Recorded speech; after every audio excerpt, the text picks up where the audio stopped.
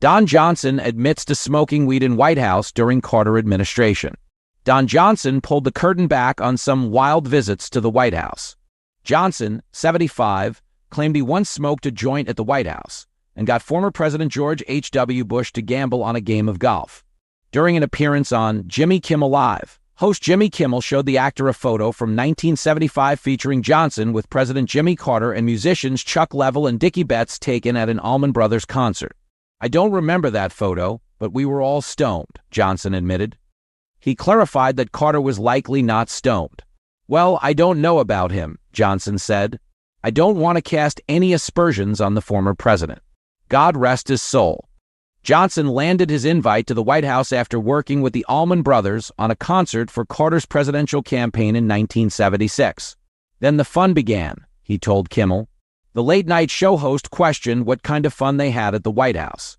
"Nobody has fun at the White House," Kimmel said before adding, "I have heard Willie Nelson had fun there." "Is that the kind of fun you had there?" he asked Johnson. "Did you smoke at the White House?" The Miami Vice star seemingly struggled to answer. "I don't know how to answer this." "Well, yes. I guess I did," admitted Johnson. According to the veteran actor, he's visited the White House during each president's administration since Carter. Johnson continued to tell Kimmel about his escapades, including a time he played a round of golf with Bush. "He wanted to gamble when we played golf out at Camp David," Johnson said. "And so I took his money." He recalled the laughter and applause from the audience. "I'll tell you something else. He's a trash talker, and he ran into a buzzsaw because so am I." When questioned about how much Bush bet, Johnson said, "It wasn't that much.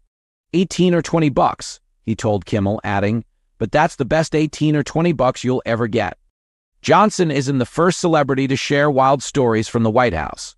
Country legend Willie Nelson originally claimed he smoked weed with someone in Carter's administration during his infamous trip to the White House. However, Carter later clarified that Nelson actually smoked with his son, James Earl Chip Carter III.